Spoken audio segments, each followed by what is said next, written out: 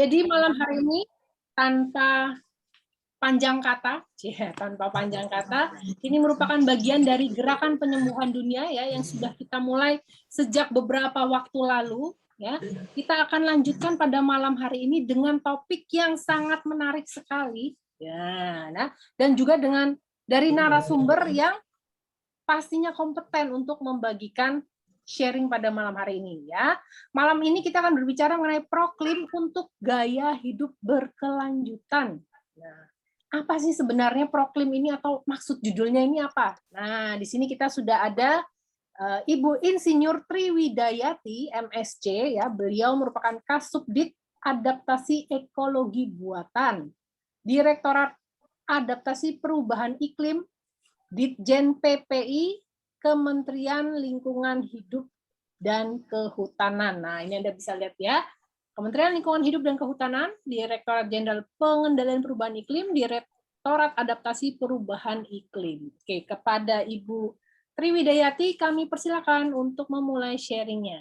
Terima kasih. Terima kasih. Selamat malam, Bapak dan Ibu.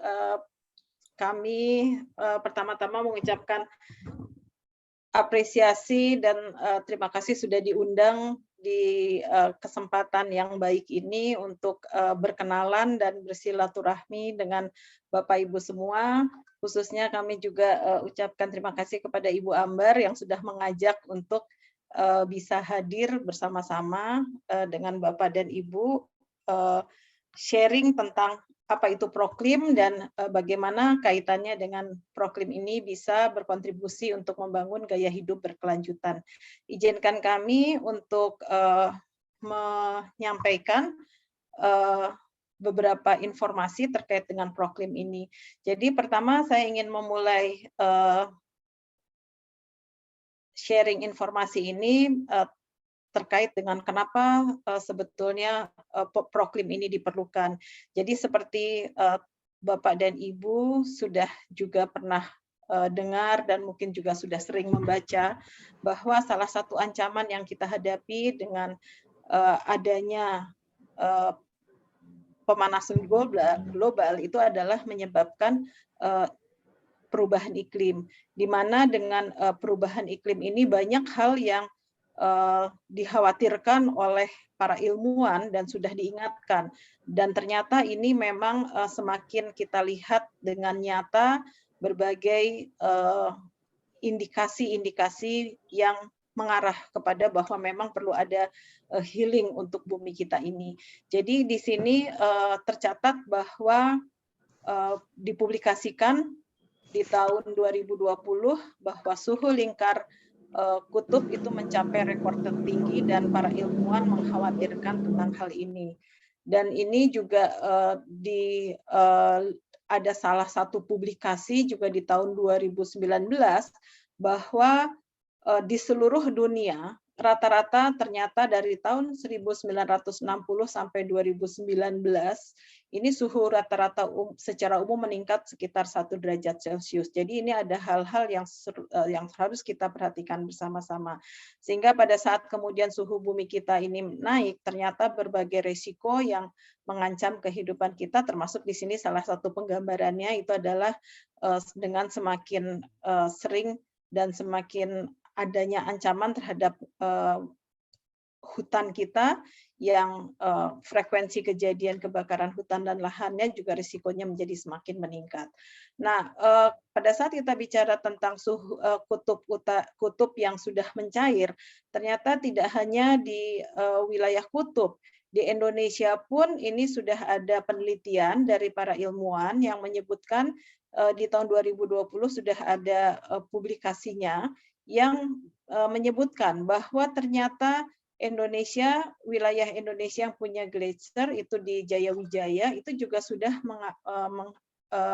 menghadapi kondisi di mana gletsiernya itu semakin berkurang. Jadi baik secara luasan maupun ketebalannya. Bahkan diperkirakan tidak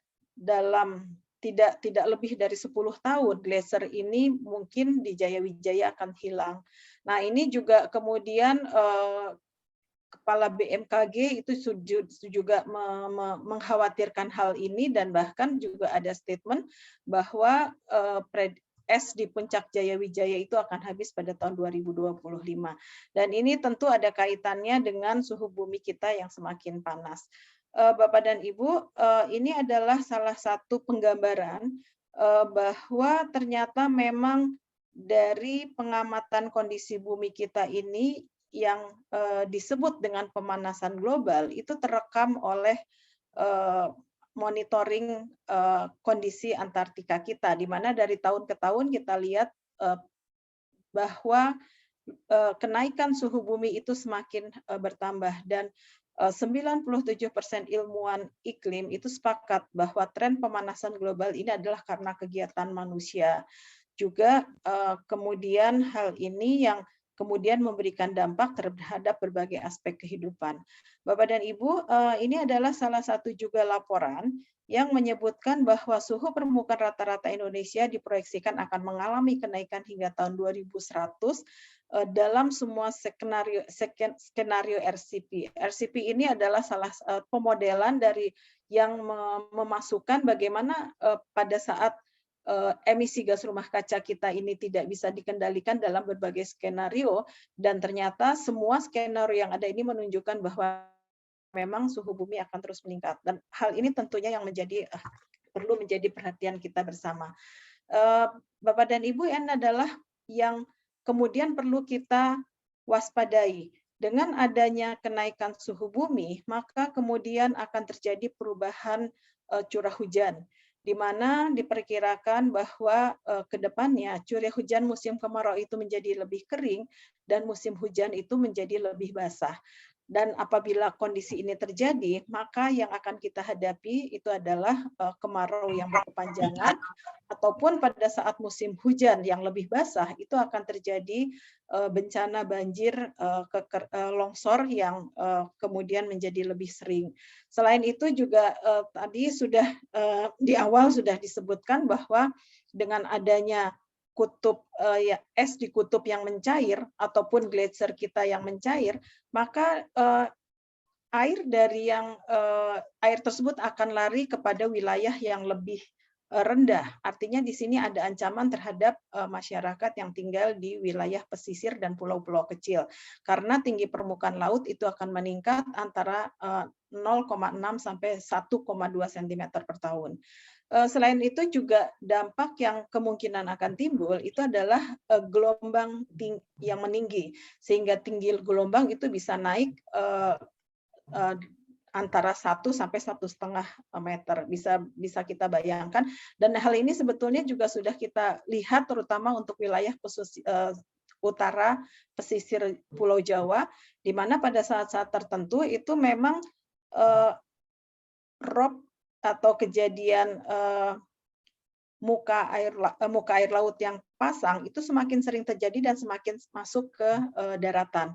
Selain itu juga kenaikan suhu ini sudah tadi diperlihatkan grafiknya, di mana di sini suhu permukaan meningkat, kemudian juga ada kenaikan suhu laut, dan ini juga perlu menjadi perhatian kita bersama, karena pada saat suhu air laut naik, ini artinya makhluk hidup yang ada di dalam perairan laut ini juga akan terganggu, di mana salah satu yang kemungkinan akan kerugian yang akan dihadapi oleh Indonesia sebagai negara yang juga mempunyai wilayah laut luas, ini akan kehilangan ikan-ikan yang selama ini menjadi sumber penghidupan dari para nelayan. Kenapa? Karena ternyata ikan-ikan ini kan memerlukan suhu tertentu untuk bisa hidup secara normal.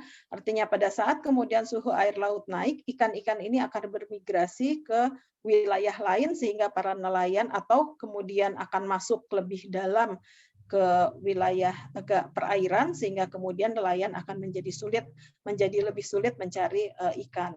Selain itu juga terjadi perubahan salinitas yang tentunya ini akan juga berpengaruh terhadap ekosistem laut.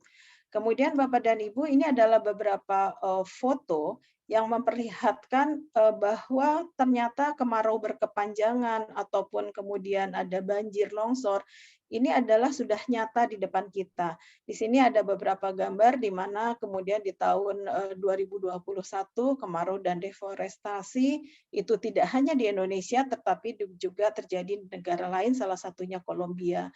Kemudian bagaimana kejadian-kejadian ini adalah kejadian-kejadian yang sudah ada. Jadi perubahan iklim itu kalau dibilang itu adalah dampak jangka panjang, ternyata sudah kita lihat kejadian-kejadian itu di sekitar kita dan semakin sering terjadi. Bapak dan Ibu, pada saat kita bicara perubahan iklim, ini adalah berbagai sektor yang akan terdampak dengan adanya perubahan iklim. Sebagai contoh di sini bagaimana sektor kehutanan atau ekosistem akan terdampak, tadi sudah sangat jelas diperlihatkan di awal, bahwa pada saat kemudian adanya kemarau yang berkepanjangan, tentunya ancamannya itu adalah terjadi kebakaran hutan dan lahan yang semakin meningkat risikonya. Selain itu juga karena akan semakin kering. Selain itu juga tentunya pada saat terjadi kebakaran dan hutan dan lahan, yang terjadi itu adalah kehilangan kekayaan flora maupun fauna yang ada di dalam hutan itu sendiri. Dalam hal sumber daya air, pada saat kemudian terjadi kemarau berkepanjangan, tentu yang akan kita perlu diwaspadai itu adalah bagaimana kemudian masyarakat akan menghadapi kelangkaan air bersih sebagai sumber penghidupan, dan tentunya ini pun harus perlu diantisipasi. Dalam sektor kesehatan yang menjadi ancaman itu adalah kemudian terjadinya peningkatan wabah penyakit terkait iklim seperti misalnya DBD, malaria, ataupun diare. Jadi dengan adanya kemudian suhu yang naik, ternyata jentik-jentik nyamuk itu menjadi lebih cepat berkembang biak. Selain itu tentu kelangkaan air itu akan mempengaruhi juga tentang terkait dengan penyakit diare. Dalam hal pesisir dan laut dan pulau-pulau kecil tadi juga sudah disampaikan, selain kemudian terancam adanya gelombang tinggi, kemudian kenaikan muka air laut yang kemudian menyebabkan rob menjadi semakin sering, itu adalah ancaman yang dihadapi oleh masyarakat di pesisir. Demikian pula dengan wilayah perkotaan dan peternakan atau pertanian, khususnya mungkin untuk peternakan dan pertanian dengan adanya perubahan pola hujan. Oleh karena itu kemudian akan ada resiko terjadi gagal panen karena pola hujan menjadi semakin tidak menentu. Pada saat biasanya sudah mulai musim untuk menanam tanaman, ternyata hujan tidak datang-datang karena kemarau berkepanjangan, itu tentu akan mengancam terhadap sektor pertanian. Selain itu, pada saat kemudian ternyata harusnya hujan sudah berkurang, tetapi hujan masih turun terus, sehingga kemudian ini juga akan mengancam terhadap tanaman yang seharusnya tidak memerlukan banyak air, tentu risikonya juga gagal panen terhadap beberapa komoditas yang tidak tahan terhadap air yang terlalu banyak. Jadi ini adalah berbagai kegiatan atau sektor yang akan terdampak dengan adanya iklim berubah, yaitu dengan adanya kenaikan temperatur udara, kemudian kenaikan muka air laut, perubahan curah hujan, juga pengasaman atau asidifikasi laut. Jadi Bapak dan Ibu, pada saat kita bicara perubahan iklim, ternyata berbagai aspek kehidupan itu akan dipengaruhi. Bapak dan Ibu, ini adalah apa yang kemudian dilakukan oleh masyarakat dunia untuk mengatasi, merespon terhadap berbagai kejadian-kejadian yang sudah terjadi di sekitar kita. Jadi pada tahun 2015 ini dikeluarkan kesepakatan tingkat global yang namanya Kesepakatan Paris, di mana Kesepakatan Paris ini berisi tentang komitmen untuk menahan laju emisi gas, laju kenaikan suhu bumi itu tidak lebih dari 2 derajat Celcius, dan diupayakan sebisa mungkin itu tidak lebih dari 1,5 derajat Celcius. Kalau tadi Bapak dan Ibu mungkin sempat menyimak bahwa kondisi yang ada di bumi kita ini kan sekarang sudah mencapai lebih dari 1 derajat Celcius. Jadi tinggal 0, sekian lagi itu akan sampai pada kondisi yang tentunya semakin mengancam kehidupan di bumi. Selain itu, dalam kesepakatan Paris ini juga kemudian dinyatakan bahwa selain masyarakat dunia ini berkomitmen untuk mengendalikan laju kenaikan suhu bumi, itu juga meningkatkan bagaimana masyarakat itu bisa melakukan upaya untuk meningkatkan ketahanan terhadap berbagai dampak perubahan iklim. Dan di Indonesia sendiri itu sudah menandatangani, sudah meratifikasi kesepakatan Paris ini melalui undang-undang yang dikeluarkan tahun 2016, yaitu Undang-Undang Ratifikasi Paris Agreement. Bapak dan Ibu, salah satu yang ada di dalam Paris Agreement ini adalah dorongan untuk bagaimana kita semua bisa melakukan aksi nyata untuk melakukan pengendalian perubahan iklim di tingkat tapak, dan di Indonesia ini kemudian diterjemahkan melalui program yang namanya Program Kampung Iklim. Jadi program Kampung Iklim ini merupakan gerakan nasional pengendalian perubahan iklim di tingkat tapak yang pada intinya itu adalah melibatkan komunitas yang ada di satu wilayah. Bapak dan Ibu, kami sampaikan juga informasi bahwa Bapak Presiden ini di awal tahun 2021 itu sudah mengeluarkan statement bahwa Indonesia dalam melakukan pengendalian perubahan iklim ini akan melakukan pelibatan seluruh masyarakat melalui Proklim dengan target diharapkan di tahun 2024 itu bisa terbentuk 20.000 desa yang sudah mengetahui Proklim itu apa dan juga melaksanakan aksi-aksi nyata terkait dengan pengendalian perubahan iklim. Jadi mudah-mudahan dalam kesempatan ini Bapak dan Ibu dari berbagai daerah, tadi Ibu moderator menyampaikan dari wilayah barat mau sampai wilayah timur itu ada keterwakilannya, mudah-mudahan bisa kemudian menciptakan lokasi-lokasi yang kemudian bisa dikatakan sebagai lokasi kampung iklim. Bapak dan Ibu, apa sebetulnya program Kampung Iklim ini? Jadi program Kampung Iklim ini pada intinya adalah satu upaya dari pemerintah untuk meningkatkan keterlibatan masyarakat dan pemangku kepentingan lain dalam melakukan penguatan kapasitas adaptasi. Jadi kapasitas adaptasi ini adalah bagaimana menyesuaikan diri terhadap perubahan-perubahan yang sudah terjadi.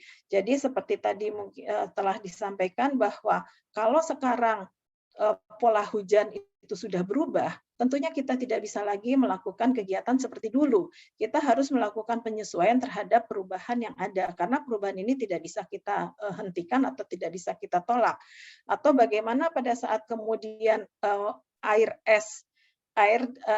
es di kutub itu mencair, kemudian berdampak terhadap wilayah pesisir, bagaimana kemudian masyarakat di wilayah pesisir juga melakukan penyesuaian diri atau beradaptasi terhadap kondisi-kondisi yang sudah ada, yang sudah terjadi saat ini. Selain itu tentunya seperti kita ketahui juga bahwa kenapa suhu bumi kita ini menjadi semakin panas, itu adalah penyebabnya dari berbagai aktivitas yang dilakukan oleh manusia yang bisa menghasilkan yang namanya gas rumah kaca, di mana gas rumah kaca ini kemudian memerangkap panas yang dipancarkan oleh sinar matahari sehingga tidak bisa kembali memantul ke atmosfer, tetapi memantul kembali ke permukaan bumi. Sehingga inilah yang kemudian perlu kita upayakan, bagaimana kemudian masyarakat kita semua bisa bermitigasi atau mengurangi emisi gas rumah kaca dari berbagai kegiatan yang ada di sekitar kita. Nanti akan kami perlihatkan apa saja sumber-sumber yang kemudian perlu kita laksanakan upaya mitigasi atau penurunan emisi gas rumah kaca. Sehingga kemudian dengan sudah adanya kegiatan-kegiatan di tingkat masyarakat yang terkait dengan adaptasi dan mitigasi perubahan iklim, kemudian inilah yang diberikan pengakuan terhadap upaya-upaya baik ini, yang kemudian diharapkan ini sekaligus juga dapat meningkatkan kesejahteraan di tingkat lokal. Jadi ini pada intinya program Kampung Iklim itu adalah menggerakkan berbagai potensi yang ada di masyarakat yang pada ujungnya itu tentu membuat masyarakat lebih tahan terhadap perubahan iklim dan juga bisa berkontribusi terhadap pengurangan emisi gas rumah kaca, sekaligus juga meningkatkan kesejahteraan di tingkat lokal. Bapak dan Ibu, sebetulnya pada saat kita bicara keterlibatan masyarakat dan kita lihat undang-undang yang menjadi payung hukum di negara kita, peran serta masyarakat itu sudah termuat dalam Undang-Undang tentang Kehutanan yang dikeluarkan tahun 1999 maupun Undang-Undang tentang Perlindungan dan Pengelolaan Lingkungan Hidup tahun 2009, di mana pada kedua undang-undang ini sangat jelas mendorong dan meminta untuk masyarakat turut berperan serta dalam pembangunan di bidang kehutanan maupun dalam perlindungan dan pengelolaan lingkungan hidup. Jadi pada saat kemudian kita melakukan aksi-aksi yang nyata yang terkait dengan perlindungan atau pembangunan di bidang kehutanan maupun pengelolaan perlindungan lingkungan hidup, kita menjalankan kewajiban sebagai warga negara yang baik. Bapak dan Ibu, tujuan khusus dari program Kampung Iklim ini adalah tentunya mendorong kelompok masyarakat untuk melakukan kegiatan adaptasi dan mitigasi perubahan iklim di tingkat lokal. Sehingga pada saat kemudian sudah dilaksanakan aksinya, pemerintah dalam hal ini Kementerian Lingkungan Hidup dan Kehutanan akan memberikan pengakuan terhadap aksi yang sudah dilaksanakan oleh masyarakat tersebut. Selain itu, karena kemudian juga ada peran dari pemerintah daerah, maka diberikan pengakuan terhadap apa yang sudah dilakukan oleh pemerintah daerah dan kemudian juga terhadap pihak-pihak yang melakukan dukungan dalam rangka memfasilitasi pembentukan dan pengembangan Proklim serta mendorong penyebarluasan kegiatan yang sudah dilaksanakan dengan baik oleh pihak-pihak yang melaksanakan Proklim ini. Bapak dan Ibu, apa persyaratan umum untuk menjadi lokasi yang disebut dengan Proklim? Jadi persyaratan umumnya itu adalah bahwa lokasi tersebut ada aksi-aksi yang berkontribusi terhadap upaya adaptasi dan mitigasi perubahan iklim dan sudah dijalankan secara berkelanjutan selama lebih dari 2 tahun. Dan siapa yang melakukan? Yang melakukan itu tentunya adalah kelompok masyarakat yang tinggal di lokasi itu sendiri, yang menjalankan kegiatan sebagai penggerak dari aksi-aksi yang ada. Namun tentunya tidak menutup kemungkinan bahwa aksi-aksi ini juga didukung oleh pihak-pihak eksternal. Jadi sekiranya Bapak dan Ibu punya organisasi, punya kegiatan-kegiatan pendampingan di masyarakat, dan masyarakat itu ternyata setelah diidentifikasi memberikan kontribusi kegiatannya ke dalam upaya adaptasi dan mitigasi perubahan iklim, ini dapat didaftarkan sebagai lokasi yang namanya lokasi Proklim. Sehingga inilah nanti lokasi-lokasi ini yang akan berkontribusi terhadap pencapaian 20.000 Proklim.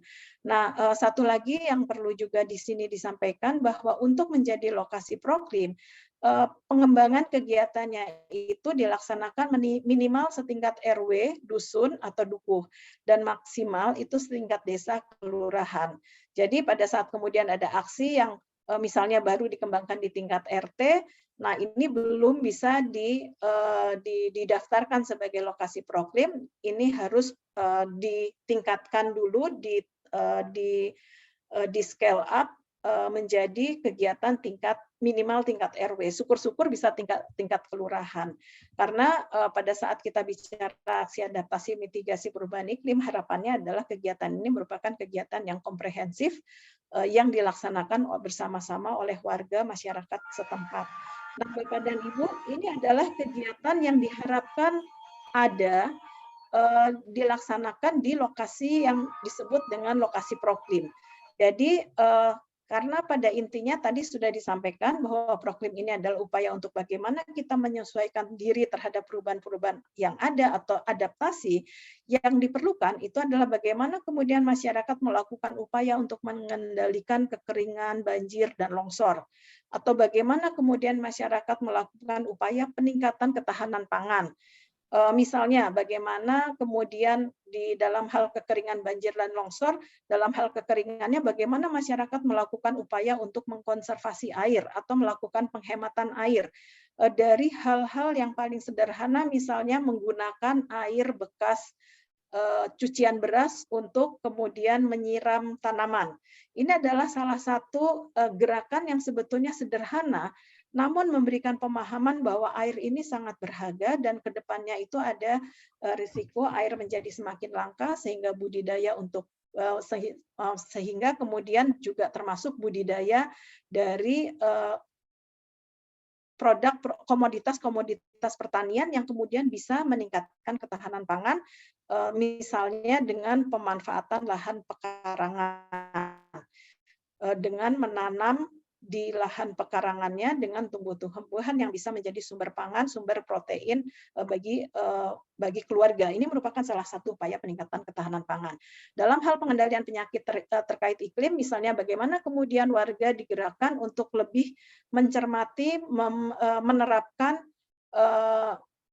pola hidup bersih dan sehat, sehingga kemudian jentik-jentik nyamuk yang dapat mengancam anggota keluarga kita untuk terkena penyakit DBD atau malaria itu menjadi semakin minimal karena kita sudah membiasakan untuk hidup bersih. Dalam hal mitigasi, yang kita perlu lihat itu adalah kira-kira di sekitar kita kegiatan-kegiatan apa yang bisa menyebabkan bumi kita semakin panas. Dan ini adalah beberapa komponen kegiatan yang ternyata ini memberikan kontribusi terhadap emisi gas rumah kaca. Salah satunya itu adalah sampah, limbah padat, dan cair. Sehingga yang perlu dilakukan oleh kita semua pada saat kita mau melaksanakan proklim itu adalah bagaimana mengelola sampah, limbah padat, dan cair yang akan menambah bumi kita semakin panas. Juga bagaimana kemudian kita berupaya untuk menggantikan energi yang semula pembangkitnya itu masih dari energi fosil diganti menjadi energi yang terbarukan. Misalnya dengan menggunakan energi dari sel surya ataupun energi bayu ataupun misalnya mikrohidro. Ini adalah untuk langkah-langkah yang dapat mengurangi penggunaan energi fosil. Selain itu juga bagaimana kemudian menerapkan teknologi pertanian yang rendah emisi gas rumah kaca. Dan salah satunya dari sektor pertanian ini adalah tidak melakukan pembakaran jerami. Karena pada saat kemudian pasca panen jeraminya dibakar, ini ternyata juga akan menambah bumi kita semakin panas. Selain itu, bagaimana kemudian kita dapat melakukan kegiatan untuk meningkatkan atau mempertahankan tutupan vegetasi. Karena pada saat kita bisa mempertahankan pohon-pohon yang ada, ini akan berkontribusi untuk mengurangi emisi gas rumah kaca yang terlepas ke atmosfer, karena ternyata pohon-pohon yang berbatang keras atau berkambium ini dapat menyerap emisi gas rumah kaca sehingga tidak terlepas ke udara tetapi menjadi karbon sink atau penyerap dari karbon. Selain itu tentunya ini adalah kaitannya dengan kebakaran hutan dan lahan. Bagaimana kemudian masyarakat bisa diajak untuk melakukan kegiatan mencegah dan menanggulangi kebakaran hutan dan lahan. Bapak dan Ibu, selain dari aksi adaptasi dan mitigasi, komponen yang juga tidak kalah pentingnya dalam proklim ini adalah bagaimana kemudian dipersiapkan pelembagaan masyarakat dan dukungan-dukungan untuk memastikan kegiatan adaptasi dan mitigasi ini bisa dilaksanakan secara berkelanjutan. Jadi yang perlu dipersiapkan itu adalah kelembagaan masyarakat yang kuat, kemudian dukungan kebijakan di tingkat lokal itu sudah perlu dipersiapkan, misalnya dengan membuat peraturan desa, peraturan kelurahan, atau keputusan kepala desa yang sifatnya itu adalah mendukung kegiatan adaptasi dan mitigasi. Misalnya ada beberapa daerah yang kemudian kepala desanya itu membuat peraturan untuk mengharuskan setiap warga yang akan menikah itu harus menanam 10 pohon. Itu artinya kegiatan itu akan berkontribusi terhadap peningkatan tutupan vegetasi. Atau misalnya ada peraturan yang kemudian mengharuskan warga melakukan penanaman pohon dalam rangka konservasi sumber mata air, sehingga kemudian ketersediaan air akan lebih terjaga pada saat mata airnya itu bisa dipertahankan keberadaannya. Selain itu juga partisipasi masyarakat menjadi salah satu komponen yang perlu dipersiapkan, karena harapan dari Proklim ini adalah kegiatan yang bukan kegiatan individual, tetapi kegiatan yang dilakukan secara komunal, artinya dilakukan bersama-sama oleh masyarakat. Adapun motor penggeraknya itu pasti diperlukan, namun motor penggerak ini tidak bekerja sendiri, tetapi ini perlu adanya dukungan dari seluruh warga setempat. Oleh karena itu tadi di awal juga sudah disebutkan bahwa Proklim ini adalah berbasis komunitas, artinya bukan individual tetapi merupakan kegiatan komunitas. Kemudian juga ada dukungan sumber daya eksternal, ada kapasitas masyarakat untuk melaksanakan adaptasi dan mitigasi ini. Sehingga pada saat kemudian ditingkatkan kapasitas masyarakatnya, artinya masyarakat tidak lagi bergantung kepada tenaga ahli dari luar, tapi masyarakat bisa melakukan kegiatan pengelolaan sampah sendiri, membuat pupuk organik sendiri, ataupun membuat biogas, peralatan biogas sendiri, karena kapasitas masyarakatnya sudah mampu untuk melakukan aksi-aksi tersebut. Kemudian juga adanya dukungan sumber daya eksternal ini artinya pada saat kemudian masyarakat sudah mampu berkolaborasi, bermitra dengan berbagai pihak dari pihak luar, ini memberikan gambaran bahwa masyarakat artinya sudah dipercaya untuk menjadi mitra dari berbagai pihak eksternal dengan tentunya komitmen warga untuk melaksanakan aksi-aksi baik tersebut. Kemudian yang juga tidak kalah pentingnya bahwa kegiatan yang sudah ada ini perlu dikembangkan, karena pada saat kita bicara adaptasi dan mitigasi yang demikian luas, tentunya tidak bisa dilakukan hanya dalam waktu 1 tahun, 2 tahun, tetapi ini harus dilaksanakan secara bertahap.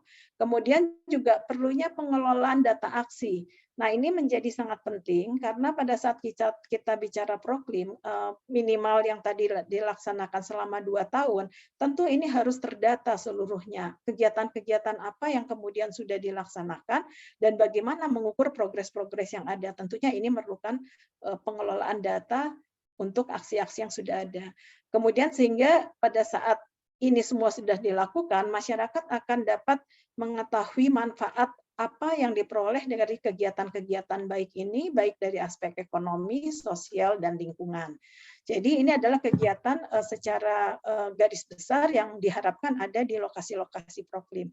Bapak dan Ibu, ini ada contoh aksi Proklim di tingkat tapak, gambar-gambarnya kecil, tetapi ini mudah-mudahan bisa menjadi wakil dari apa yang sebetulnya diharapkan ada pada suatu lokasi. Di sini kita lihat ada rumah panggung, ini menggambarkan dari bagaimana kemudian masyarakat beradaptasi, mencoba beradaptasi terhadap kejadian misalnya katakan banjir, karena pada saat kemudian banjir dan masyarakat sudah meninggikan rumahnya, ini adalah salah satu upaya beradaptasi terhadap kejadian banjir.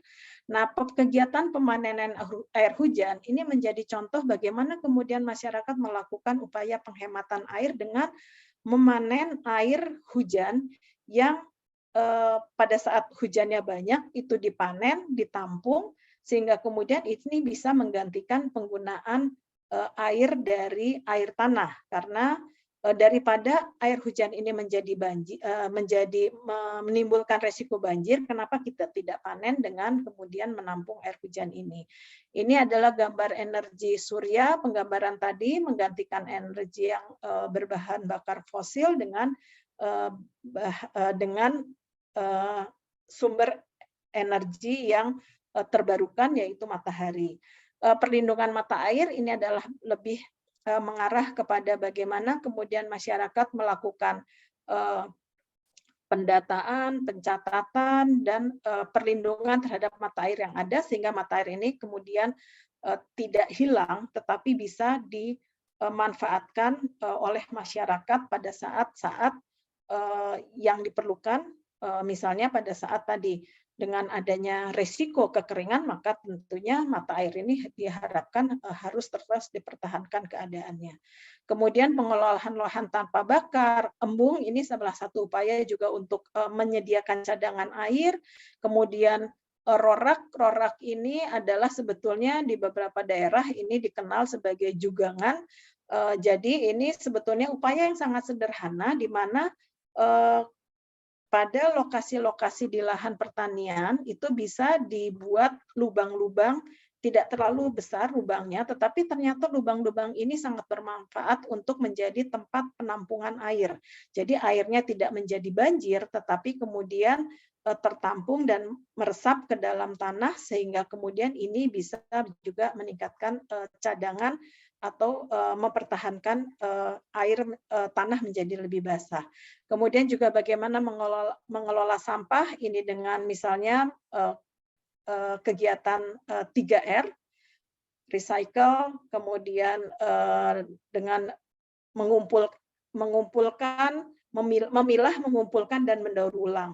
Kemudian ini mikrohidro, apabila ada aliran air yang bisa dimanfaatkan untuk membangkitkan listrik, itu bisa juga dilakukan untuk menggantikan energi yang tidak terbarukan tadi atau energi fosil.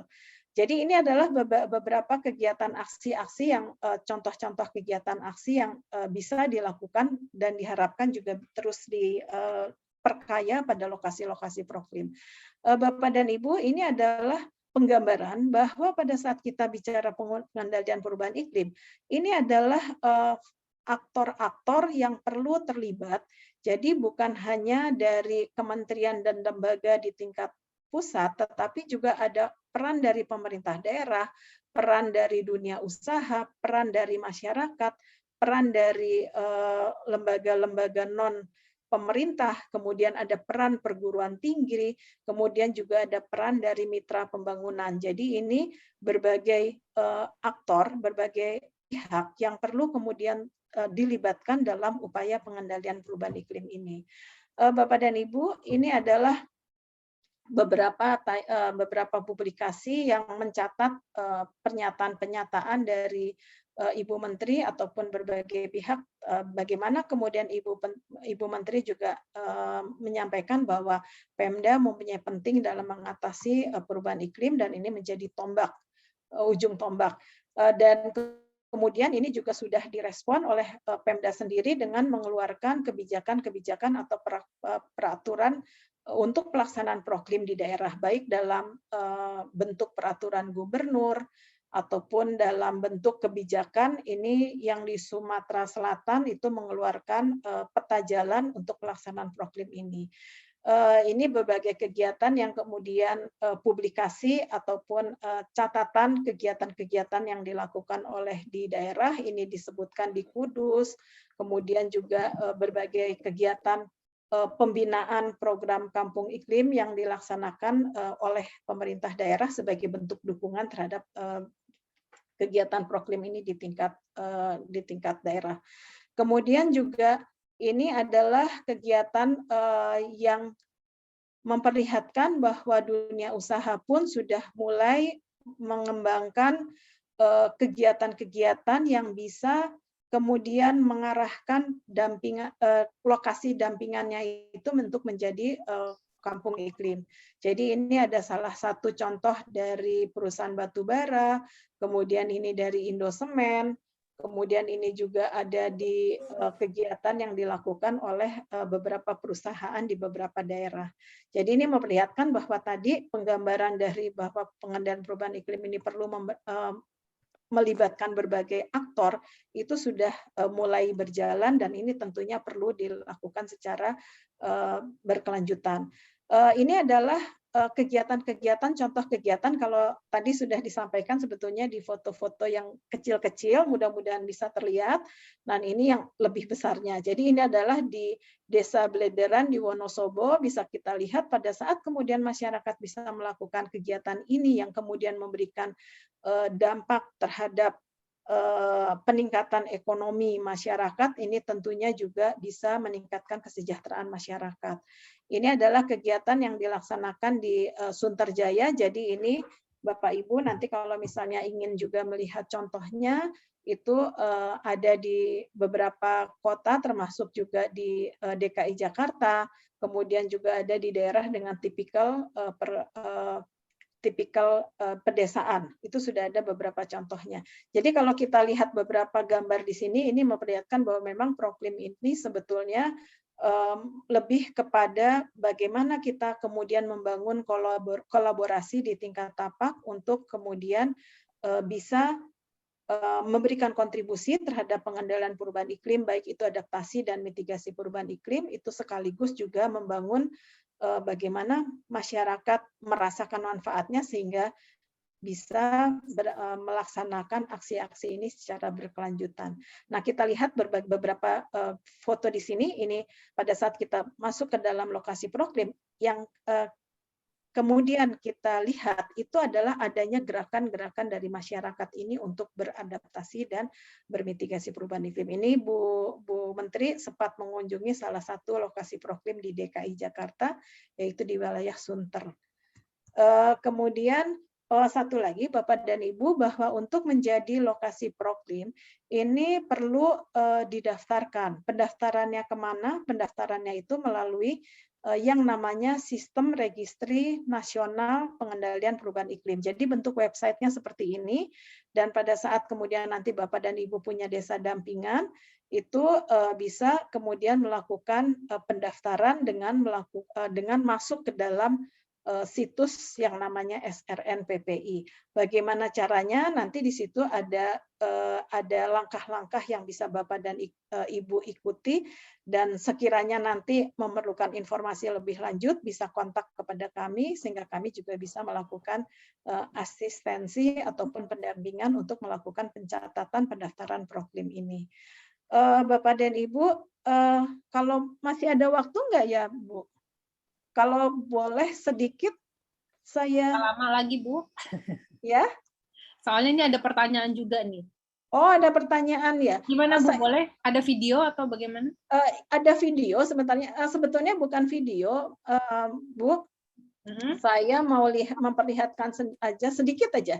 Ini karena ini sebetulnya nanti bisa untuk Bapak dan Ibu yang mungkin memerlukan informasi lebih lanjut tentang Proklim ini, kami sudah menyediakan yang namanya ruang belajar Proklim dengan alamat ini, edu.proklim.org.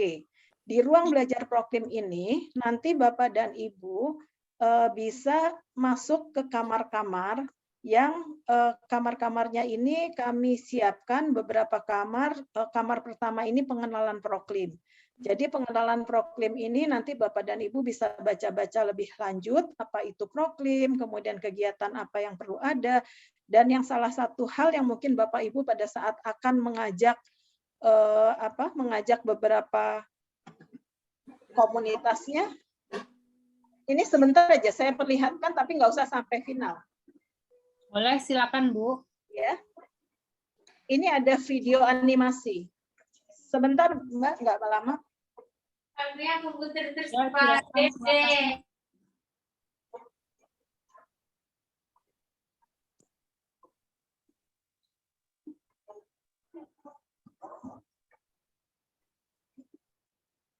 Ini suaranya nggak ada ya Bu?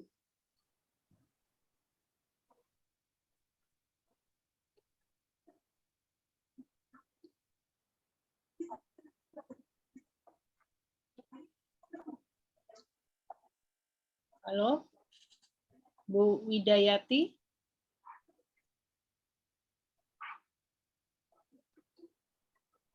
Halo, Ibu Wida.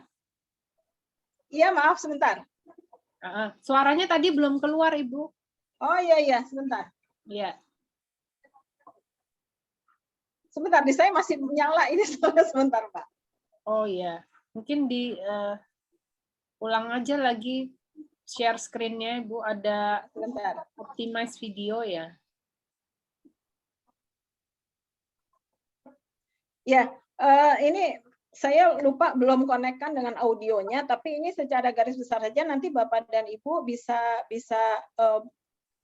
mengunjungi ruang belajar Proklim ini untuk mengetahui lebih lanjut ataupun kalau kira-kira perlu perlu informasi yang lebih rinci terkait Proklim ini, silakan Bapak dan Ibu mengunjungi ruang belajar Proklim. Di ruang belajar Proklim ini juga Bapak dan Ibu nanti bisa ada beberapa, maaf sebentar. Suara saya masih keluar kan ya Mbak ya? Masih jelas Bu. Masih ya? Masih. Ya. Nah ini, jadi kalau tadi di pengenalan Proklim itu secara garis besar tadi apa itu Proklim, kemudian ada animasi, video animasinya juga. Nah kalau di mengenal lokasi Proklim ini nanti Bapak dan Ibu bisa lihat beberapa contoh lokasi Proklim dalam bentuk video. Jadi ini ada yang di Papua, kemudian juga ada di Banjarbaru. Jadi ini adalah video-video yang disiapkan oleh lokasi-lokasi Proklim, beberapa tidak banyak itu oleh KLHK, tapi ini menampilkan kira-kira yang disebut Proklim itu seperti apa sih lokasinya gitu. Nah ini bisa dilihat di mengenal lokasi Proklim. Selain itu juga ada ruang tentang teknologi praktis Proklim. Memang masih perlu terus diperkaya, tetapi ada beberapa yang sudah bisa dimanfaatkan pada saat Bapak dan Ibu memerlukan informasi lebih lanjut. Satu juga yang di sini kami siapkan itu adalah karena sebetulnya aksi-aksi yang ada di Proklim ini sangat dimungkinkan untuk kemudian dikaitkan dengan kegiatan pembangunan desa. Oleh karena itu, di sini salah satu yang dimasukkan itu juga adalah bagaimana kemudian dana desa ini bisa dioptimalisasikan untuk mendukung aksi-aksi Proklim. Termasuk juga tadi Ya, pada saat Bapak dan Ibu. Ya? Apakah masih sharing slide atau video karena kami tidak melihat apa-apa di sini? Oh, sorry. Maaf. Saya ini tadi saya berhentikan share screen-nya. Maaf. Maaf ya. Iya. Ya, jadi mungkin ini nih. Jadi ini maaf. Jadi ini secara garis besar ya. Tadi saya ada. screen. Ya benar. Jadi ini ada mengenal lokasi Proklim, teknologi praktis Proklim, ada optimalisasi dana desa, kemudian ada juga bagaimana pada saat kemudian Bapak dan Ibu ingin mengukur aksi-aksi itu sudah dilakukan seperti apa. Ini ada lembar isian Proklim yang perlu diisi sehingga nanti Bapak dan Ibu bisa mengetahui sudah pada tingkat mana aksi-aksi itu dilakukan. Jadi mungkin itu yang bisa kami share pada kesempatan ini. Mohon maaf ini tadi kalau waktunya lebih ataupun ada beberapa error sehingga pemaparannya menjadi kurang lancar. Demikian kami kembalikan kepada moderator. Terima kasih. Ya, terima kasih Bu Widayati. Ini waduh sharingnya luar biasa ya, padat, bermanfaat pastinya ya. Sampai ini udah ada yang nanya lagi nih Bu Wida di chat. Mungkin langsung ya kami tanyakan ke Bu Wida ya Bu. Halo Bu Wida, apakah masih di situ? Masih, silakan. Ya, oke. Ini ya. ada beberapa yang menanyakan. Yang pertama, apakah nanti bahannya ini bisa dibagikan Ibu sharingnya? Oh, sangat bisa. Nanti saya kirim ke siapa ya? Atau saya sekarang ini aja ya? Saya download di chat. Boleh silakan Ibu. Ya. Baik. Terus bisa. Oke, terima kasih banyak Ibu Widayati. Lalu ada yang bertanya lagi nih Bu. Jika komunitas yang kita bangun bersifat sporadis, tersebar di beberapa titik dalam 2 kabupaten, apakah bisa didaftarkan ke Proklim ini, Bu? Sangat bisa, tapi memang pendaftarannya itu tadi harus sesuai dengan kriteria umumnya. Jadi misalnya katakan sporadis, tapi sporadisnya itu kan tentu ada dilakukan di RW mana, atau dilakukan di dusun mana, atau di desa mana, atau di kelurahan mana. Jadi bukan merupakan kegiatan yang berpencar, tetapi pendaftarnya itu adalah per RW, per dusun, atau per desa, atau per kelurahan. Jadi itu Bu, yang bisa di daerah ya Bu ya, tetap daerah ya, betul, jelas di mana masing-masing tempat mendaftarkan untuk ikut Proklim gitu ya Bu ya. Betul, iya betul. Jadi makin banyak karena tadi kita kan harapannya kemudian bisa menjadi 20.000 Proklim. Nah, 20.000 Proklim itu kan tentu harus jelas titik-titiknya siapa. Karena pada saat kita bicara ada penanggung jawabnya pada satu luasan wilayah yang pasti, itu kemudian akan bisa teridentifikasi penanggung jawabnya siapa di lokasi itu. Baik. Jadi seperti itu. Terima kasih Bu Wida. Jadi cukup jelas ya kayaknya ini penanyanya Bapak atau Ibu F. Fios ya. Baik, yang kedua ada pertanyaan lagi nih Bu Wida dari Suster Teresio. Pertanyaan, apakah kompleks sekolah yang besar, jadi tingkat SD sampai SMA nih Bu, dan juga komunitas biara, itu apakah sudah bisa dikatakan sebagai komunitas kampung iklim? Bagaimana ini Bu Wida? Ya, terima kasih Suster Tresia ya. Ini pertanyaan yang tadi memang kami lupa menyebutkan, ketinggalan, bukan lupa, ketinggalan menyebutkan. Jadi menurut definisi proklim, proklim ini memang sangat dimungkinkan untuk dilakukan juga pada wilayah yang komunitasnya itu banyak. Pada saat kita misalnya katakan bicara wilayah area biara ataupun misalnya keuskupan gitu, itu kan banyak nih masyarakatnya, komunitasnya banyak, warganya banyak, dan mungkin warga setempat juga sudah melakukan aksi-aksi yang bisa berkontribusi terhadap adaptasi dan mitigasi perubahan iklim. Jadi itu sangat dimungkinkan juga untuk didaftarkan sebagai proklim, karena kampung ini tidak hanya dibatasi sebagai luasan wilayah administrasi, tetapi juga merefleksikan kepada upaya bersama dari satu komunitas. Atau misalnya katakan ada pesantren. Pesantren ini kan jumlahnya juga banyak. Dan di situ mungkin warga sudah ada komitmen yang baik terhadap adaptasi dan mitigasi perubahan. Ini juga sangat dimungkinkan. Kami ada contoh untuk yang di Manggarai, wilayah Manggarai Barat, Manggarai Timur, itu juga ada kegiatan proklim yang kemudian penggeraknya itu adalah paroki. Dan paroki ini kemudian juga bahkan sampai dimotori oleh salah satu romo. Ini sangat luar biasa dan ini dikembangkannya itu di wilayah paroki yang menjadi binaan dari romo ini. Jadi ini sangat dimungkinkan, Suster. Oke, terima kasih banyak Bu Wida. Sepertinya malam ini kita ada banyak suster dan mungkin ada romo juga nih yang ikut ya. Wah, luar biasa nih. Suster Teresia menjawab, terima kasih banyak atas kesempatan ini karena kami punya 48 komunitas dan 74 sekolah. Wah. Wah, luar biasa nih Bu Wida nih. Nanti Suster Teresia ya, betul. Suster Teresio ini ya pakai O. Teresio. Suster Teresio dari mana ini? Kalau di kami yang Manggarai Timur itu dari Romo Marcel waktu itu. Bahkan Romo Marcel akhirnya sudah diambil filmnya itu oleh menjadi salah satu bintangnya di film terkait dengan perubahan iklim. Oh, ini dari Semarang, Suster Teresio ini, Bu. Oh, Suster Teresio, salam kenal, Suster. Ya, salam kenal. Senang ya ketemu nih Bu Wida dari mana-mana. Iya, dari mana-mana bisa berkontribusi 20.000 proklim ini. Wah, oke. Baik. Ini ada mungkin ini sebelumnya Suster Verena ya, ada Pak Johannes Oe ini sudah raise hand. Silakan Pak Johannes mau menanyakan, mungkin kita batasi waktunya tinggal 5 menit lagi habis ini. Aman. Terima kasih Bu Yovita diberi kesempatan bertanya. Ya, silakan. Saya agak telat masuknya tadi, tapi ini topiknya sangat menarik karena saya mewakili kampung tempat saya tinggal ini, daerah pesisir di daerah Lombok. Di sana kita memang terpengaruh sekali dengan iklim karena tadinya kita bisa nanam dalam waktu tahun lalu itu setahun yang lalu kayaknya sepertinya kita agak masalah karena kemarau yang berkepanjangan. Nah, tahun yang ini hujan agak banyak, masih mendingan. Nah, ini kesusahannya kita tuh di tempat kita tuh tidak ada air. Sungai itu sudah mengering dan harusnya sungainya bagus, bisa jadi daerah wisata, tapi sekarang sudah kering kerontang, nggak bisa lagi.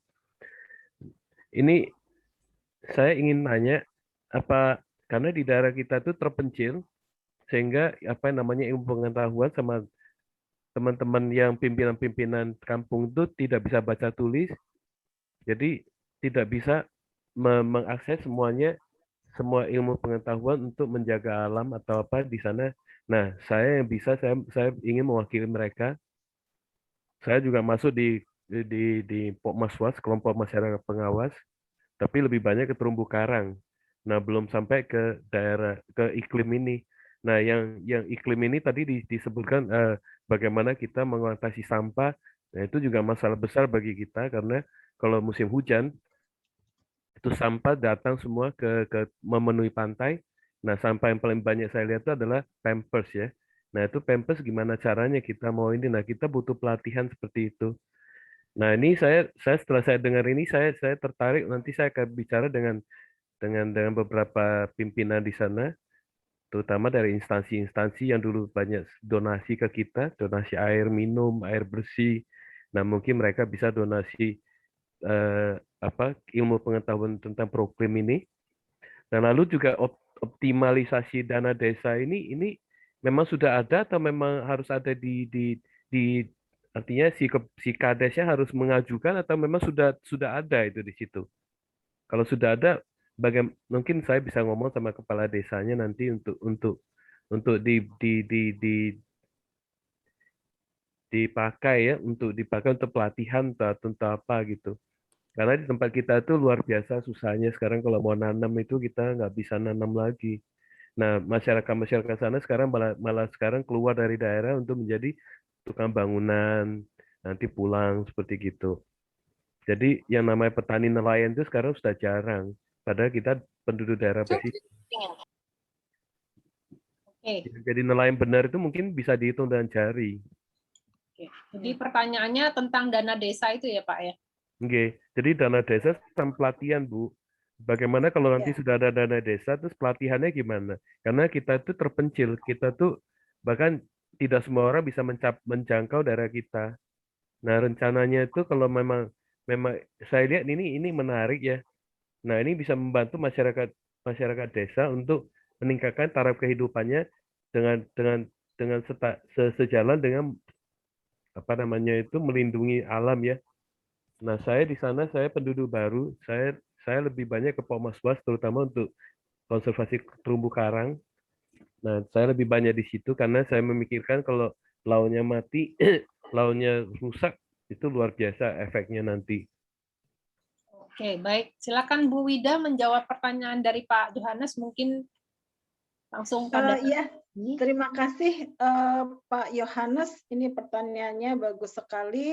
Bapak kalau boleh tahu Lomboknya Lombok mana ya Pak? Saya ada di Lombok Barat, Bu. Lombok Barat ya. Oke, Ya, jadi begini, memang tadi Pak Yohanes sudah menyampaikan testimoni ya Pak ya, bahwa perubahan itu sudah ada dan terjadi dan dirasakan ya Pak ya. Jadi bahkan sekarang kemudian berdampak di mana masyarakat yang dulunya itu profesinya mungkin di pertanian ataupun nelayan sekarang menjadi beralih profesi. Ini karena ada perubahan-perubahan yang terkait juga dengan kondisi alam. Nah, memang kalau untuk Lombok Barat itu sebetulnya ada beberapa mitra pembangunan Pak ataupun LSM yang bergerak di Lombok. Nanti tapi saya tidak tahu apakah kemudian masuk di wilayah Bapak gitu. Hanya kalau misalnya Bapak memerlukan pelatihan ataupun komunikasi yang lebih intens, itu bisa juga kontak dengan pemerintah daerahnya, dalam hal ini Dinas Lingkungan Hidup Provinsi Nusa Tenggara Barat, Pak. Kemudian juga ya karena mitra kami saat ini sebagai pembina Proklim itu adalah Dinas Lingkungan Hidup di provinsi maupun kabupaten kota. Meskipun memang belum seragam ya Pak ya, ada yang sudah sangat aktif, ada yang masih setengah aktif ataupun masih ada yang ini. Tapi kalau Lombok Barat itu di wilayah Nusa Tenggara Barat NTB itu termasuk yang ya sudah beberapa tahun mengikuti Proklim. Dan satu lagi Pak, nanti untuk wilayah di beberapa lokasi yang beberapa daerah yang di wilayah Indonesia ini kami juga punya balai-balai. Jadi di kami itu ada 5 wilayah balai, 1 di Sumatera, jadi wilayah kerjanya mencakup seluruh Sumatera, kemudian wilayah Sumatera itu kantornya ada di Palembang, kemudian ada balai untuk Kalimantan itu di Palangkaraya, untuk wilayah Sulawesi itu kantornya ada di Makassar. Kemudian untuk Maluku Papua ada di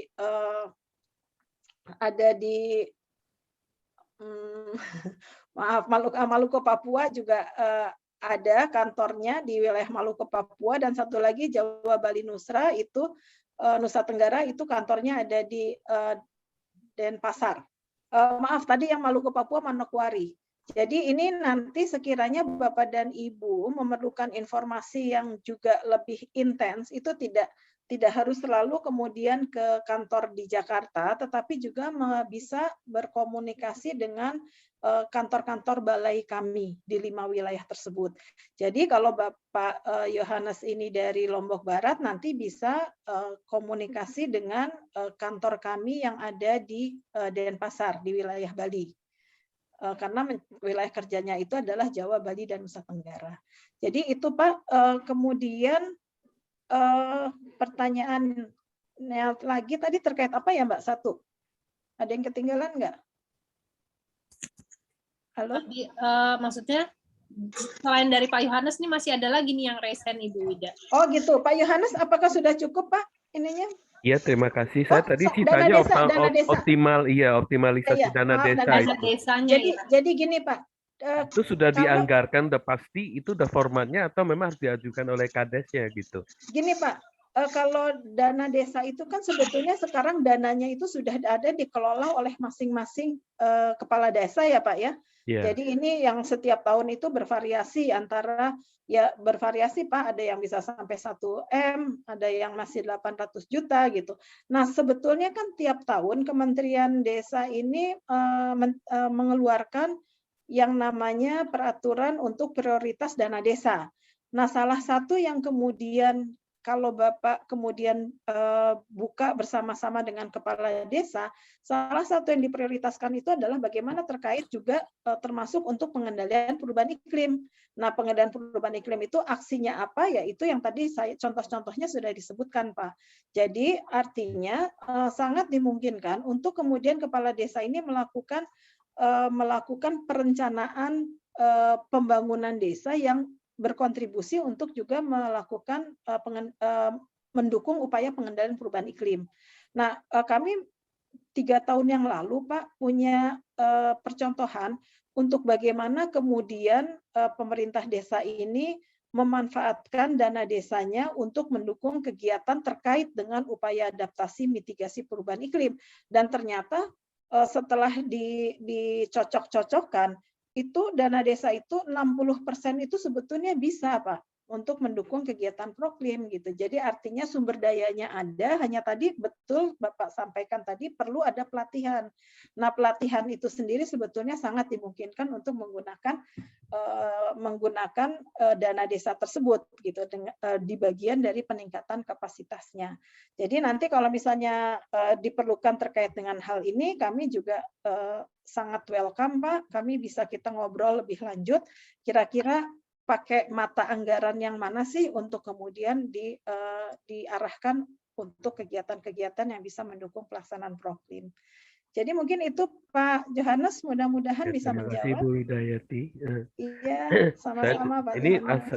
dari penjelasan Bu Widayati ini saya dalam pikiran saya membuat strategi seperti ini. Saya akan kontak lingkungan hidup di Bali, di Denpasar, terus lalu mengajukan ya, Pak, ya? Problem ya di balainya.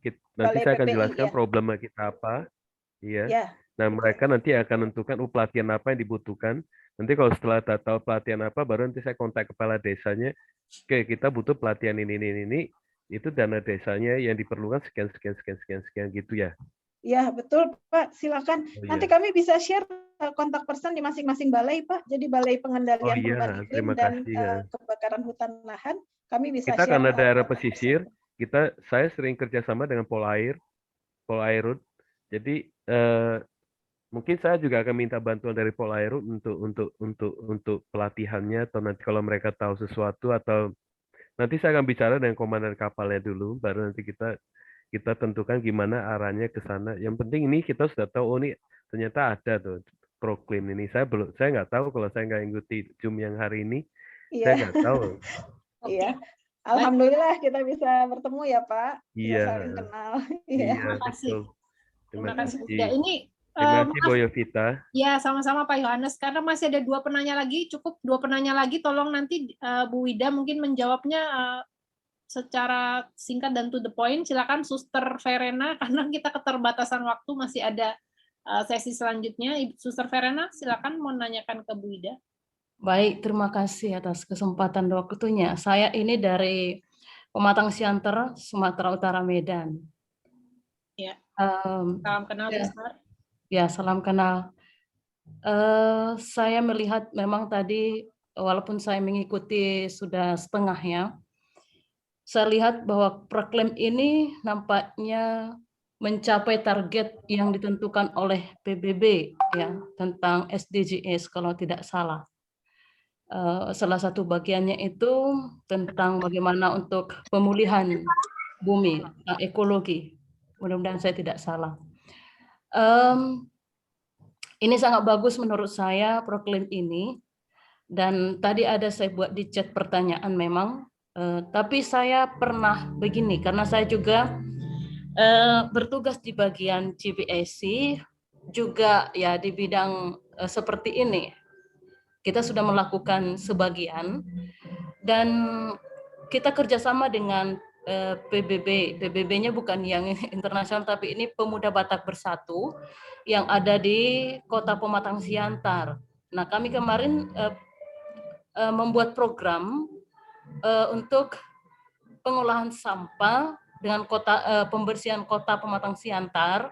Pertama, kami sudah membuat surat ke Dinas Lingkungan dan juga kepada DPRD, tetapi nampaknya tidak terlalu digubris begitulah rencana baik ini. Nah, sedangkan tadi itu bahwa kita kerjasama dengan beberapa organisasi dan juga pemerintah setempat. Nah, tadi memang dikatakan sudah ada di Sumatera, tapi itu di Palembang atau di Lampung ya tadi, Palembang ya pusatnya. Nah, bagaimana kita ini supaya bisa masuk kepada mereka? Lalu kalau untuk kelurahan sendiri kita juga sudah melakukan pendekatan dan sudah menyuarakan ini, bahkan dana desa terhubung lagi dengan dana desa ini ya.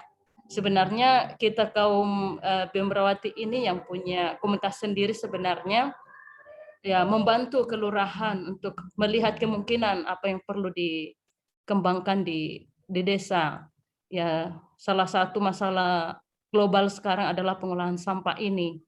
Tetapi dananya jadi apa, Suster? Ini kesulitan, dananya juga kadang ya boleh dikatakan tidak seutuhnya sampai kepada kelurahan. Sekiranya contohnya ya, kalau komunitas kita ini sudah punya program tentang yang terkait dengan program. Lalu kalau untuk melakukan webinar atau seminar atau hal lain yang membutuhkan biaya, apakah bisa kerjasama dengan proklaim sendiri atau harus melalui pemerintah setempat? Nah ini. Silakan Bu Wida menjawab pertanyaan. Terima kasih. Ya, terima kasih Suster Verena. Jadi Bapak dan Ibu, perlu kami sampaikan di sini bahwa sebetulnya proklaim ini bukan dalam artian Kementerian Lingkungan Hidup dan Kehutanan ini menyediakan dana untuk melaksanakan proklaim, tetapi kita lebih kepada menyambungkan berbagai potensi yang ada. Jadi seperti tadi, misalnya katakan untuk di desa itu punya dana desa yang mungkin dimungkinkan untuk kemudian juga diarahkan untuk terkait dengan kegiatan pengendalian perubahan iklim. Itu kami fasilitasi untuk peningkatan kapasitasnya. Bagaimana sebetulnya menggunakan dana desa. Atau misalnya kemudian kita mendekatkan Bapak dan Ibu yang ada di komunitas-komunitas yang sudah berkegiatan baik untuk kemudian bisa link dengan pemerintah daerahnya, misalnya katakan. Karena beberapa pemerintah daerah daerah itu juga sudah mempunyai peraturan-peraturan yang dikeluarkan oleh kepala daerahnya terkait dengan upaya pengendalian perubahan iklim di wilayahnya gitu. Jadi seperti tadi ada peraturan gubernur, ada instruksi gubernur. Nah, artinya pada saat kepala daerah sudah berkomitmen itu kan juga termasuk pengalokasian paling tidak sumber daya SDM-nya ada gitu. Nah, jadi kalau misalnya Suster Verena ini dari Sumatera Utara nanti bisa kami linkkan kegiatan yang dilakukan oleh komunitas tadi PBB ya Suster ya, itu dengan kami kontak person di Sumatera Utara itu untuk Dinas Lingkungan Hidup Provinsi Sumatera Utara yang kemudian juga sudah secara aktif mencoba untuk melakukan pengembangan proklim. Nah, beberapa waktu yang lalu Suster Verena dari Sumatera Utara juga sudah kemudian mencoba melingkan untuk aksi-aksi yang ada ini dengan dukungan dari dunia usaha. Jadi seperti itu. Terima kasih, jadi Mas artinya, terima kasih Mas Naryo. Silakan. ya, jadi artinya ini lebih kepada melingkan antara berbagai potensi yang ada. Jadi seperti itu, Suster. Nanti kami kalau Suster sudah berupaya untuk mendekatkan kepada Dinas Lingkungan Hidupnya itu mungkin kalau kami kasih kontak person yang memang menangani proklim ini nanti akan bisa terhubung dan sama-sama untuk kemudian menuju ke arah pembangunan proklim itu. Mungkin seperti itu. Baik, terima kasih Bu Widayati ya. Oke, terima kasih Bu Wida, terima kasih Suster Verena. Bu Wida ini kayaknya banyak yang mau tahu, mungkin apakah bisa dapat nomor kontaknya Bu Wida ya supaya teman-teman yang masih mau nanya-nanya bisa langsung menghubungi Bu Wida gitu. Karena kita kan waktunya terbatas. Ini kayaknya belum selesai nih karena menarik sekali ya proklim. Wah, ini mau nanya gimana kalau dari daerah ini, dari sini. Nah, mungkin Bu Wida bisa kasih nomor kontak atau apa gitu ya. Nah, monggo ditulis di chat Bu karena animonya rupanya sangat-sangat luar biasa ya. sampai kita udah terima kasih lewat nih waktunya. Tapi luar biasa Bu. Ini saya gimana? Iya, saya tulis di chat ya. Ya baik, jadi mohon maaf untuk Anda-Anda yang masih mau menanyakan, sahabat Pranic Healing bisa langsung kontak Bu Wida ya, yang akan menuliskan nomor kontaknya tentunya ya, untuk bertanya lebih lanjut lagi, untuk bertanya lebih spesifik ya, lebih detail daerah dan lain-lain. Programnya silakan tanya ke Bu Wida. Iya, itu nomornya langsung dapat tuh, nomornya Bu Wida. Baik, jadi terima kasih sekali Bu Widayati ya, suatu sharing yang sangat membuka mata ya, betapa ternyata sudah banyak sekali perubahan iklim yang terjadi di negara kita ya, bahkan di Indonesia ya, salju abadi saja sekarang sudah tidak abadi rupanya ya Bu ya, sudah mulai mencair yang berada di Papua. Wah, itu sangat-sangat menyedihkan sekali ya.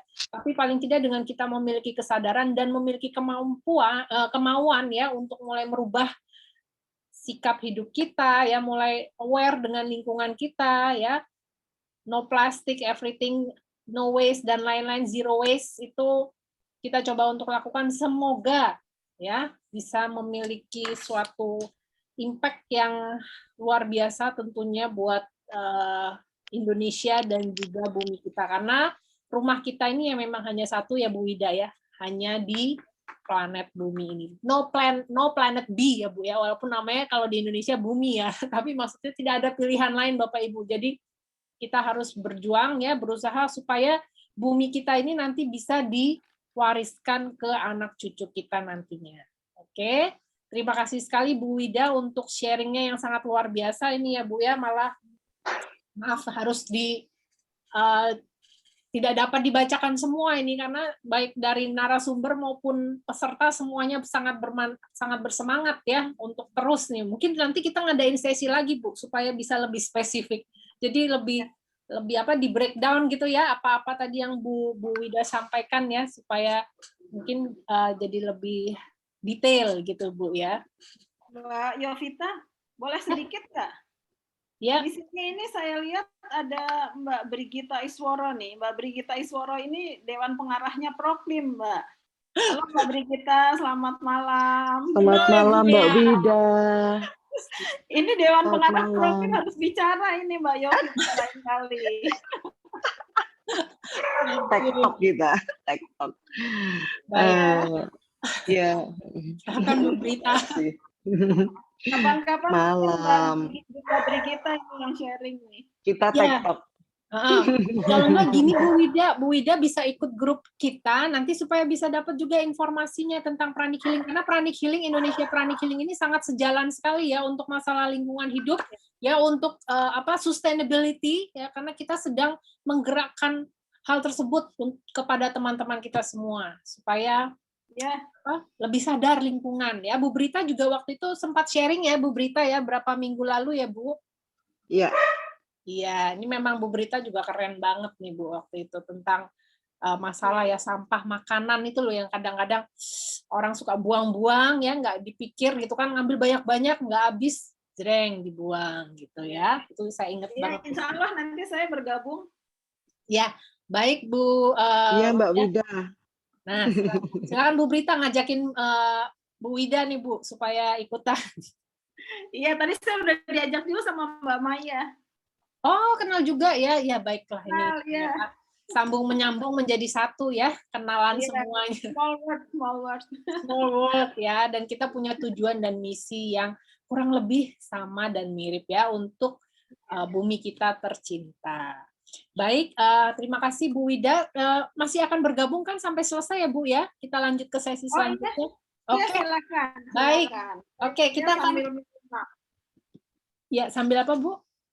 Saya menyimak, Mbak. Oke, terima kasih Ibu. Baik, kita akan lanjut ke sesi selanjutnya ya teman-teman semua sahabat Pranic Healing. Setelah sesi sharing yang luar biasa dari Ibu Wida, kita akan melanjutkan ya, yaitu sesi Twin Hearts Meditation. Di sini apakah banyak yang masih baru teman-teman? Apakah ada yang baru bergabung malam ini?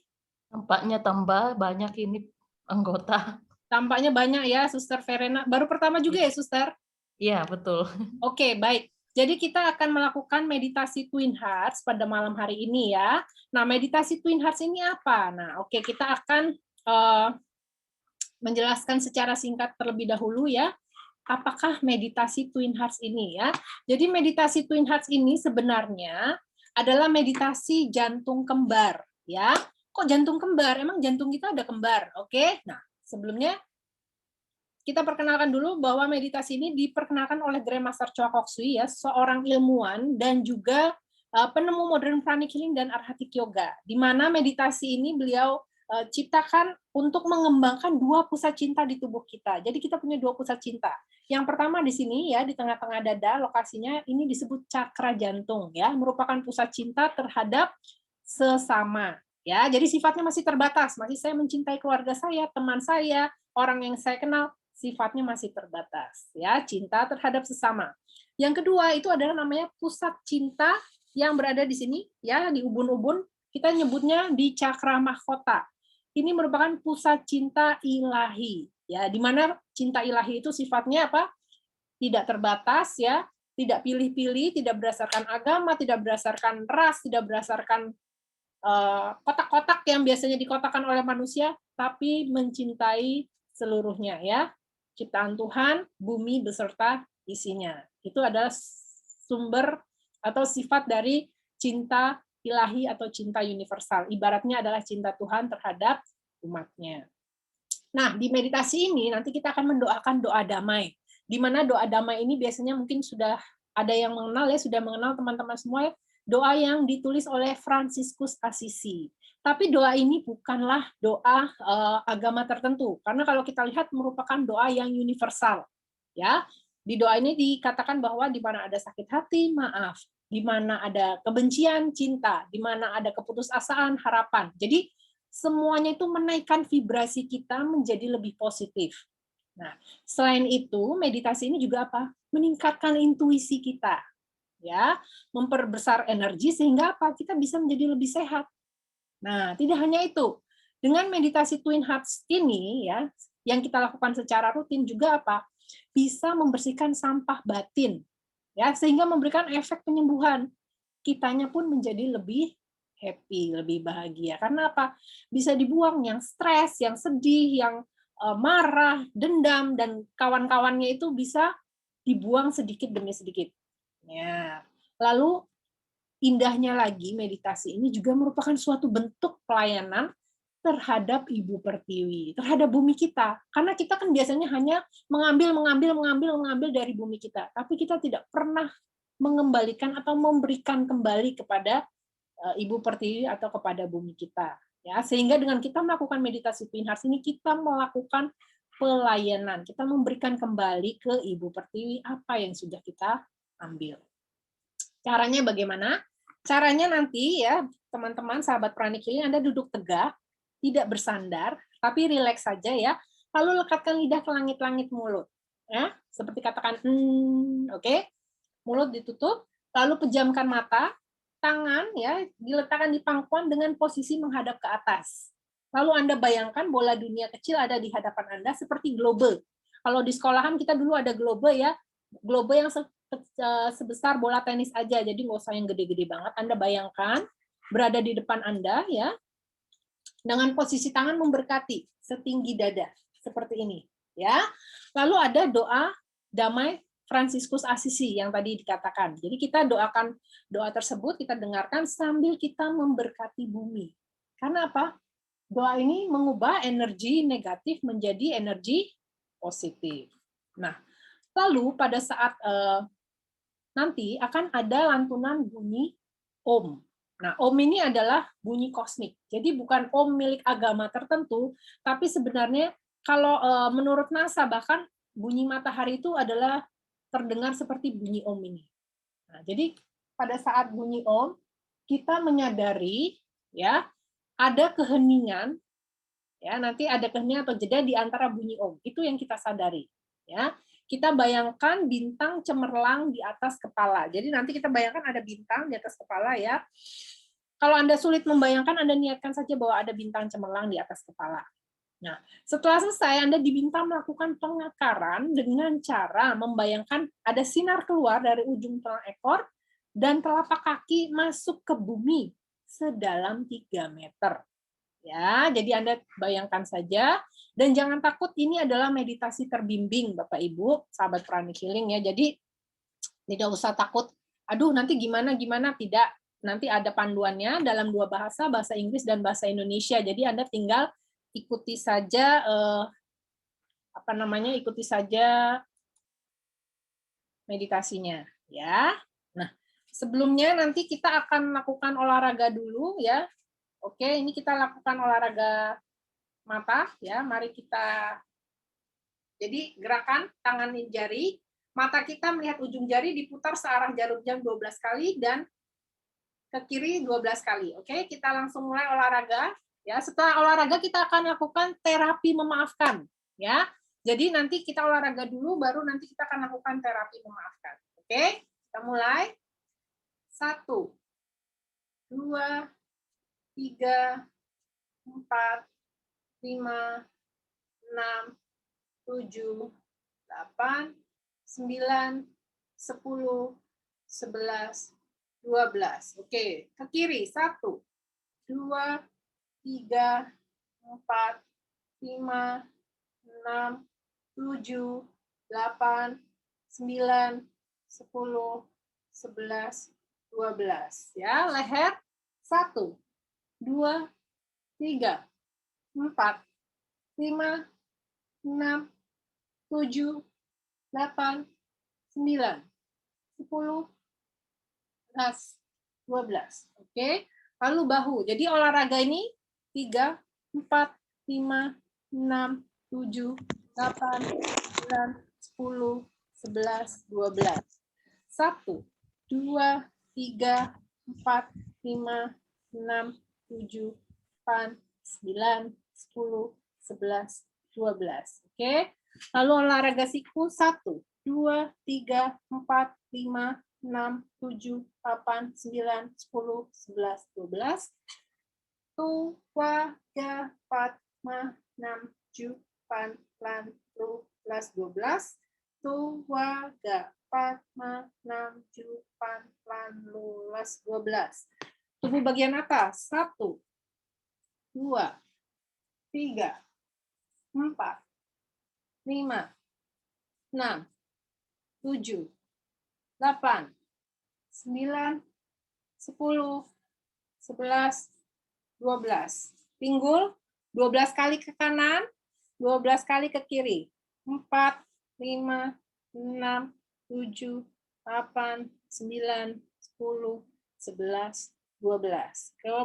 Ke kiri itu 2, 3, 4, 5, 6, 7, 8, 9, 10, 12. Oke.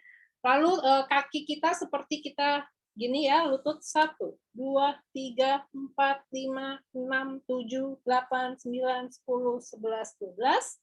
Kaki kiri 1, 2, 3, 4, 5, 6, 7, 8, 9, 10, 11, 12. Lalu telapak kaki diputar ke kanan 12 kali, ke kiri 12 kali.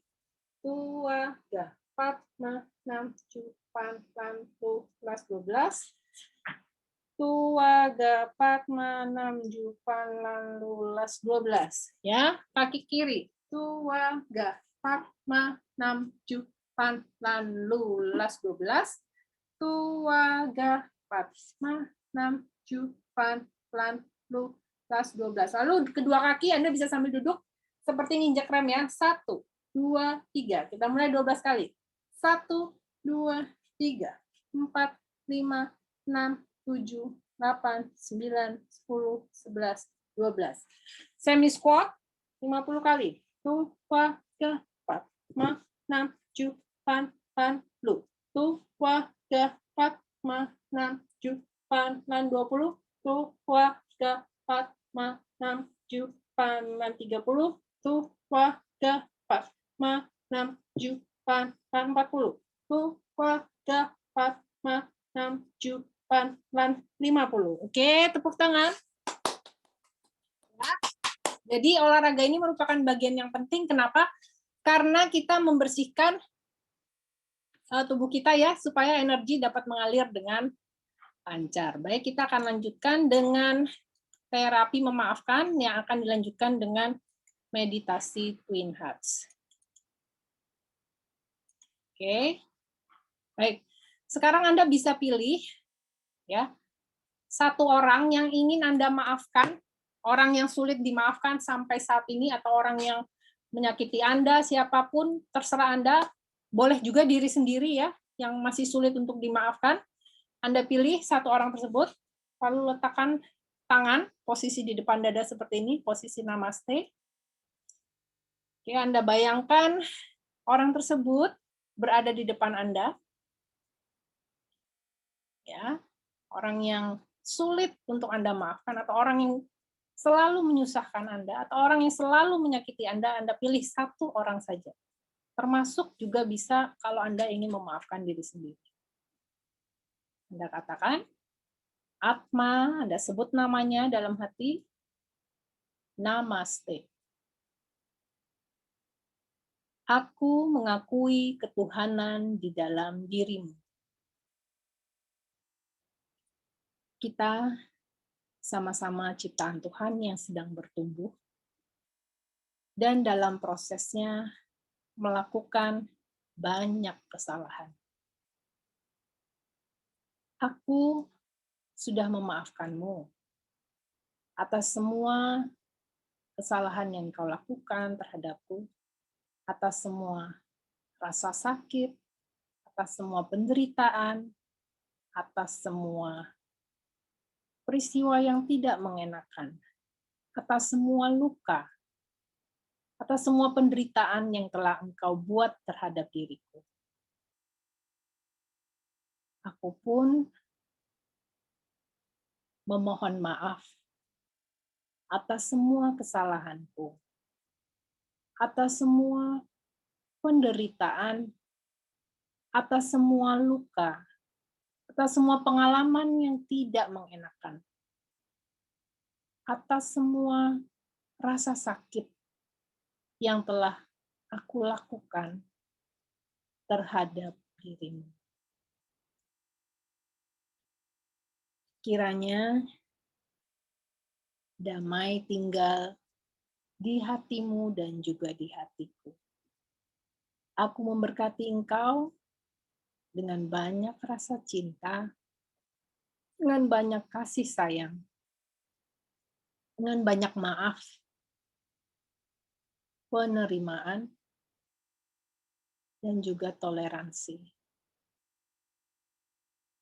Aku memberkati engkau dengan semua kebaikan yang engkau perlukan bagi hidupmu. Bila itu adalah orang lain,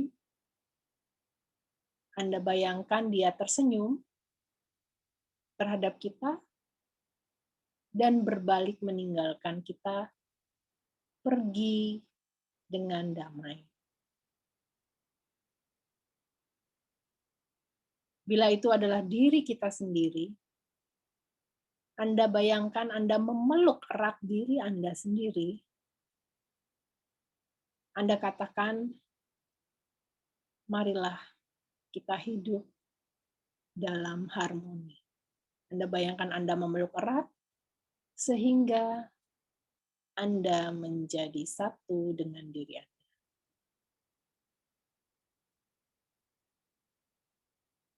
Terima kasih, dan terima kasih.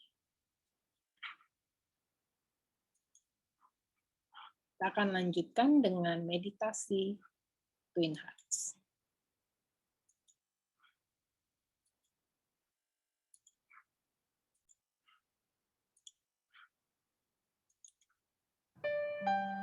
Apakah sudah terdengar suaranya? Baik, terima kasih. Terdengar. Baik, terima kasih. Silakan bermeditasi.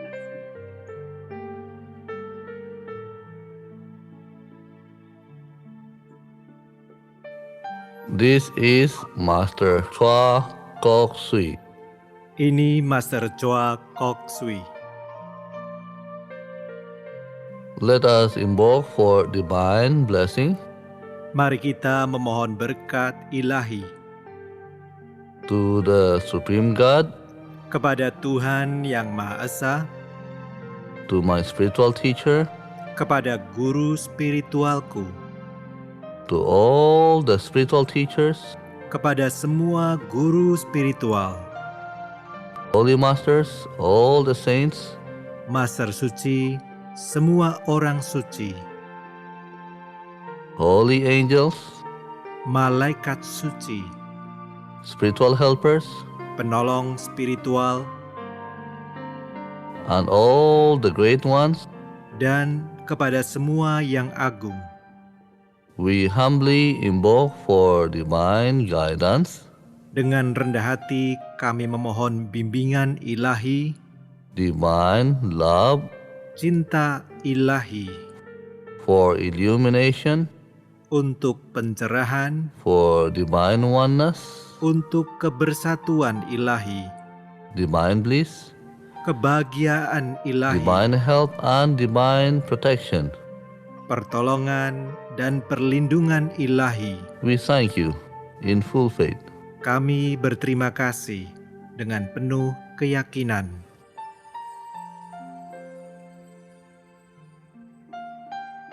Connect your tongue to your palate.